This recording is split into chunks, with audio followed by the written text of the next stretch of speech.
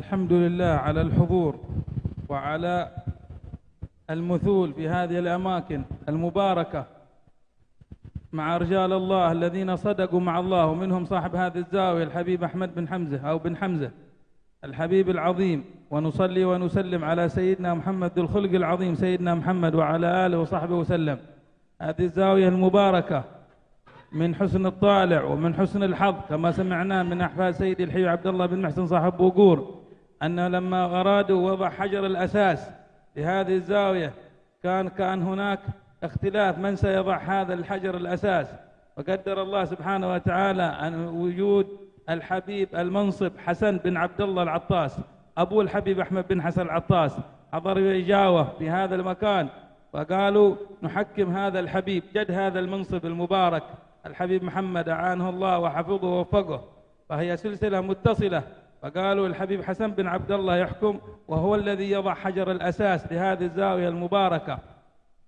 فجاء الحبيب هذا الحبيب حسن أبو الحبيب الإمام أحمد بن حسن العطاس وجاء برداء وأخذ بالحصى هذه وأمر من بفروع السادة من العلويين أن يأخذوا مثل هذا الحصى بأطراف الرداء، ووضعوا هذه الحصى ووضعوا هذا البناء في هذه الزاوية المباركة.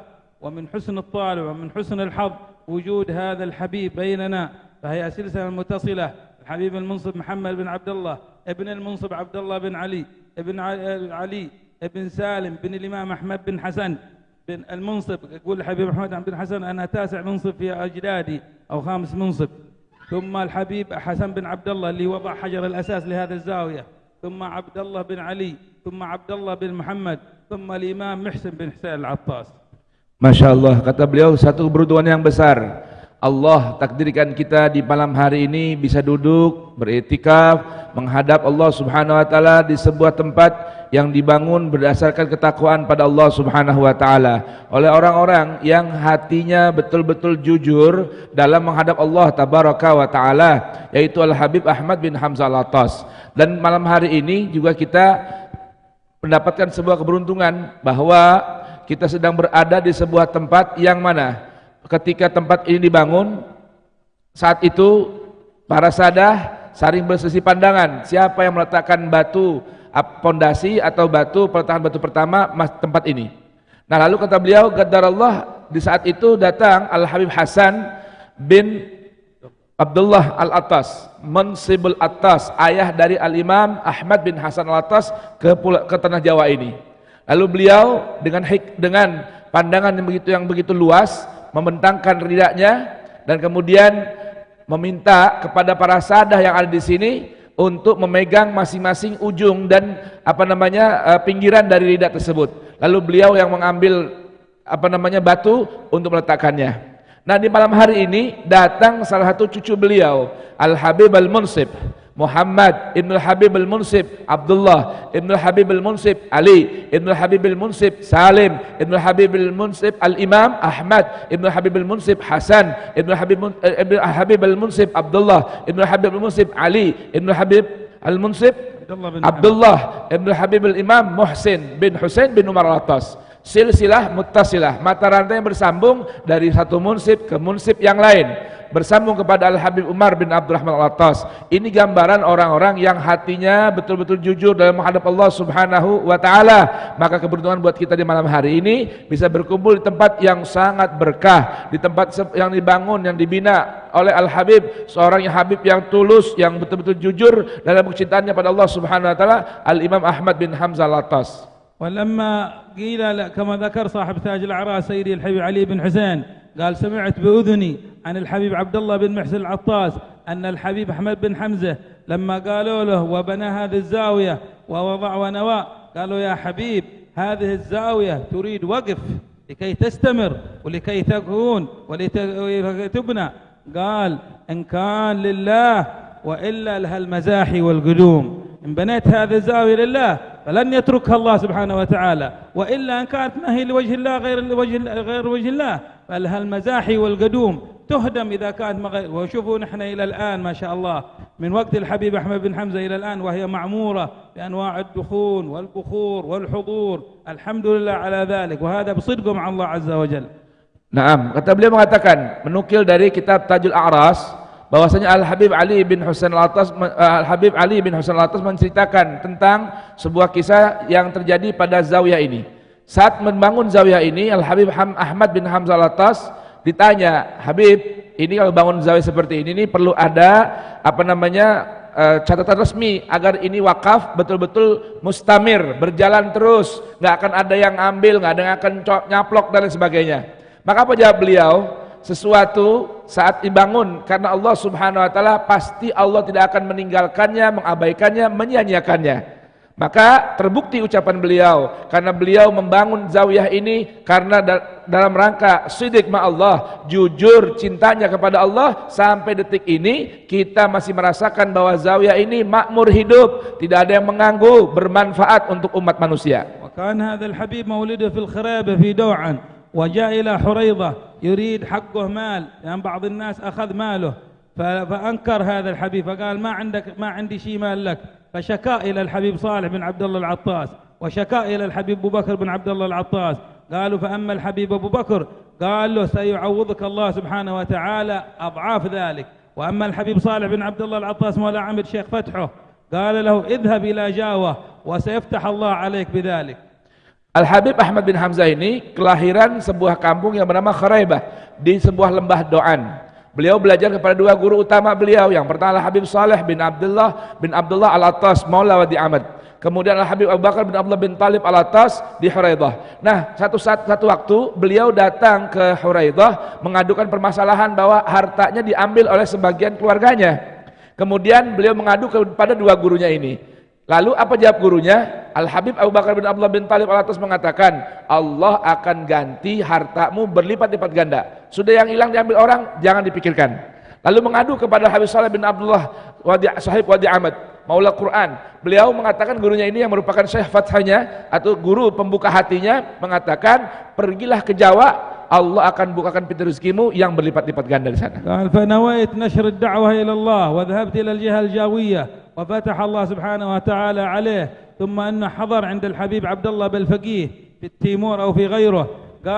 وقال في بداية قرأت في بداية الهداية عليه، قال قلت له بشرط يا حبيب أن لا أحد يرد علي، سأقرأ عليك العلم الحاضرون أنا ما أنا متعلم كثير بشرط. قال والشرطك مقبول يا العطاس. وكان إذا دخلت إلى عنده يقول أهلا بعمر بن عبد الرحمن العطاس، يا عطاس يا عطاس شرطك مقبول. فكان ما حد يرد على الحبيب أحمد بن حمزة في مجلس الحبيب بالفقيه هكذا، فيقول إن العطاس قد شرط علينا وأن عواجك أحسن من سماحهم ومن بلاغتهم ولغتهم.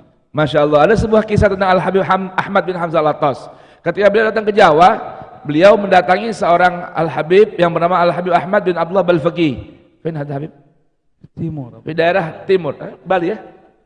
Wilayah Parepare Sulawesi.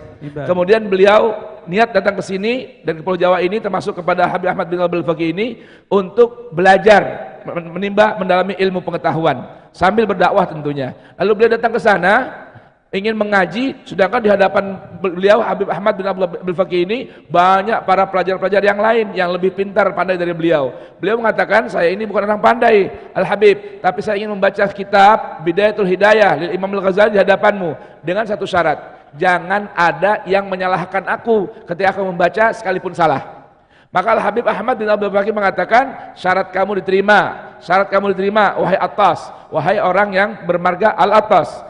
Bahkan saking cintanya guru beliau ini kepada beliau, setiap beliau datang mengucapkan selamat datang, marhaba kepada Al-Habib Umar bin Abdurrahman Al-Attas. Artinya Al-Habib Ahmad bin Hamzah dipanggil dengan sebutan nama datuknya, Al-Habib Umar bin Abdurrahman Al-Attas. Setiap persyaratan kamu yang kau minta padaku diterima, wahai Attas, wahai Attas, wahai Attas. Bahkan sekalipun bacaanmu tidak bagus, sekalipun bacaanmu ada yang salah, tapi engkau lebih baik, lebih sempurna ketimbang para pelajar-pelajar yang lain, sekalipun bacaan mereka lebih baik darimu. ثم ذهب إلى شيخه في سوربايا الحبيب شيخ بافقيه وفرح به أيضا ويرحبه كثير. ثم ذهب إلى خاله حسن هارون في سمنب في مدورة، وقال هذا الحبيب عبد الله أني لما رأيت ذهبت إلى خالي حسن هارون، قال كأني أنكرت على الحبيب شيخ بافقيه لأنه من أهل الحقيقة، والحسن هارون من أهل الشريعة، أعطى نصائح للإمام الحداد وأعطاه رسالة المعاونة. قال فرأيت في الليل أن حبيب شيخ بافقيه هذا إمام جاء ومتدركها يقول لي ليش تلقي كذا وعاد كلا تحت يدي، وأوصى أن يصلي عليه الحبيب أحمد بن حمزة وصلى عليه. Masya Allah. Ada kisah lagi tentang Al-Habib Ahmad bin Hamzah Al-Attas di antara manaqib mulianya. Apa itu? Ketika beliau berangkat ke Surabaya ingin menimba ilmu kembali kepada Al-Habib Syekh bin Ahmad Bafaqi, Boto Putih, Surabaya, dan beliau belajar ilmu hakikat dari beliau. Kemudian beliau berangkat lagi juga ke Sumeneb, Madura, mengaji kepada saudara paman dari ibunya, pihak ibu, yaitu Al-Habib Hasan Baharun yang ahli dalam bidang syariah. Lalu ada sedikit ganjalan hatinya kepada guru beliau yang secara syariat mungkin agak berbeda pandangannya dengan paman beliau. Lalu ketika bermimpi, beliau ditegur oleh Al-Habib Syekh bin Ahmad Bafaqi, kamu ini kenapa?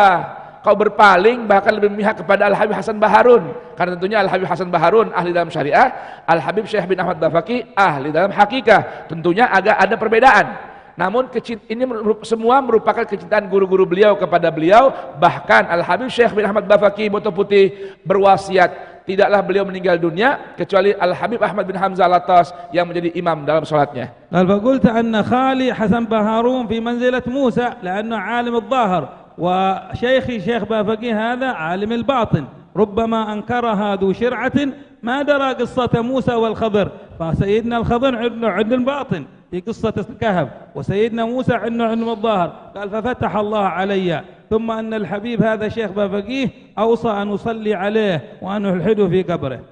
Masya Allah. Bahkan beliau mengatakan, kalaupun ada perbedaan, ketika ditanya, kok bisa beda ini dua pandangan Al-Habib Hasan Baharun dengan Syekh Ahmad Bafaqi? Naam, tidak ada bedanya, laksana kisah Nabi Musa yang belajar kepada Nabi Khidir. Nabi Musa seorang yang ahli dalam ilmu syariah zahir, sedangkan Nabi Khidir seorang yang Allah perintahkan untuk Nabi Musa menimba ilmu dari ranah batin atau hakikah. Maka tidak ada bedanya. Ini semua aku dapatkan dari kedua guruku ini. Bahkan guruku berpesan padaku untuk mensolati jenazahnya ketika dia wafat, dan juga aku menguburkannya dalam liang lahatnya. قال والحدت هذا الحبيب وصليت عليه، وقبل أن أصلي عليه استاذنت كبار السن، لأن النفوس يجب مراعاتها، لأنه في أكبر مني سنا، ولكن وصية الحبيب هكذا، فأذنوا لي. وفي تلك الليلة رأيت أني أحمله في مكان واسع هكذا، وقال وورث الله وأورثني الله حاله. Dan beliau mengatakan, melanjutkan kisah beliau tentang hubungan beliau dengan gurunya Al-Habib Syekh bin Ahmad Bafaqi. Ketika beliau meninggal dunia, aku mendapatkan wasiat untuk menjadi imam mensolatkan jenazahnya. Namun karena masih banyak di Surabaya saat itu para ulama-ulama, para salihin yang lebih tua dariku, menjaga hak mereka, aku terlebih dahulu memohon izin. Sebetulnya aku gak pantas menjadi imam bagi Al-Habib Syekh bin Ahmad Bafaqi. Namun karena wasiat ini aku minta izin dan mereka mengizinkannya. Dan subhanallah, malam hari itu aku bermimpi aku mendapatkan kemuliaan dengan keberkahan dari guruku Habib Syekh bin Ahmad Bafaqi. ثم اشتاقت روحه إلى شيخ فتحه وفتوحه الحبيب صالح بن عبد الله العطاس في عمد، فنزل هذا الحبيب من هذه الجهة ومن هذه الأماكن لزيارة شيخه وإمامه وفي شيخ فتحه. فلما وصل إلى بلد خنفر في يوم الجمعة مرض هذا الحبيب، فحملوه على الأعناق من بلد خنفر في صباح يوم الجمعة، فوصلوا به إلى مدينة عمد، وبينما هو أذان ظهر يوم الجمعة فتوفي إلى رحمة الله، وقبره بجانب قبر الحبيب صالح بن عبد الله العطاس. Masya Allah. Al-Habib Ahmad bin Hamzah Al-Attas ini seorang murid yang sangat berbakti kepada gurunya. Ketika sudah berlama-lama beliau berdakwah di Pulau Jawa, ada timbul kerinduan yang mendalam kepada guru hatinya, guru pembuka mata hatinya, yaitu Al-Habib Saleh bin Abdullah Al-Attas Maula Wadi Ahmad.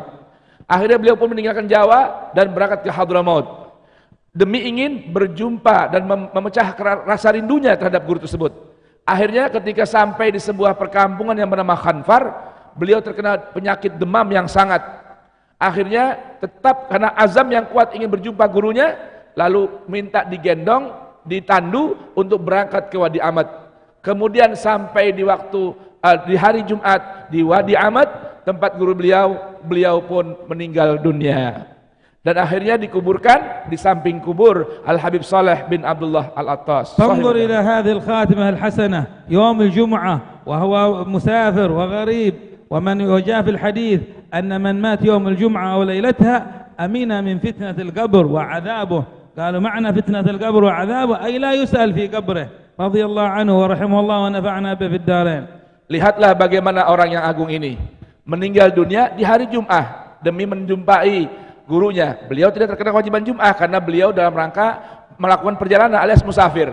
Nah, sedangkan bagaimana kita lihat keberuntungan beliau wafat di waktu yang mulia dengan niat yang mulia. Maka dalam sebuah hadis disebutkan bahwa seseorang yang wafat di hari Jum'ah ataupun di malam Jum'ah akan diberikan rasa aman, penjagaan dari Allah Subhanahu wa taala min fitnatil qabr, dari ujian di alam kubur. Maknanya fitnah kubur adalah tidak ditanya selama berada di alam kubur. Nah, mudah-mudahan inilah beliau orang-orang yang soleh seperti ini, Allah berikan keberkahannya buat kita semua. وانظر إلى استمرار هذه الزاوية كما قال الحبيب علي بن حسين صاحب تاج الأعراس، قال أن رجلا من البوليس في هذه المنطقة مرضت زوجته، فقال الأطباء أن هذا المرض سيؤدي بحياتها ولن تعيش قبل ذلك.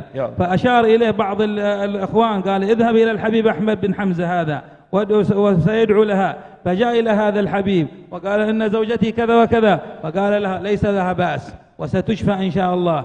فشفاها الله. فكان هذا العقيد والملازم والبوليس هذا كان بعد شفاء زوجته يحب هذا الحبيب أحمد ويحب هذه الزاوية. قال الحبيب علي بن حسين ويأتي بالدخون ويأتي في 27 رمضان في ختم رمضان وينظم الحركة والجنود حقه لمحبته ولظهور هذه الكرامة من هذا الحبيب العظيم. Masya Allah. Beliau mengisahkan sebuah kisah nyata tentang kemuliaan dan karamah zawiyah ini. Juga Al-Habib Ahmad bin Hamzah Al-Attas itu sendiri. Bagaimana? Beliau menukil dari kitab Tajul A'ras, Al-Habib Ali bin Husain Al-Attas mengisahkan sebuah kisah nyata, true story yang terjadi bagi seorang polisi saat itu di masa tersebut, zaman Habib Ahmad bin Hamzah Al-Attas, ketika polisi ini mempunyai seorang istri yang sakit berlama-lama dan akut. Kemudian semua para dokter mengatakan bahwa istrinya tidak mungkin sembuh, bahkan akan segera wafat. Lalu beberapa seorang saudaranya atau teman-temannya memberikan nasihat, sudah, pergilah engkau menghadap Al-Habib Ahmad bin Hamzah Al-Attas, sahibuz zawiyah. Mintalah doa pada beliau, insya Allah istrimu akan disembuhkan. Kemudian beliau berangkat menghadap Al-Habib Ahmad bin Hamzah Al-Attas saat itu.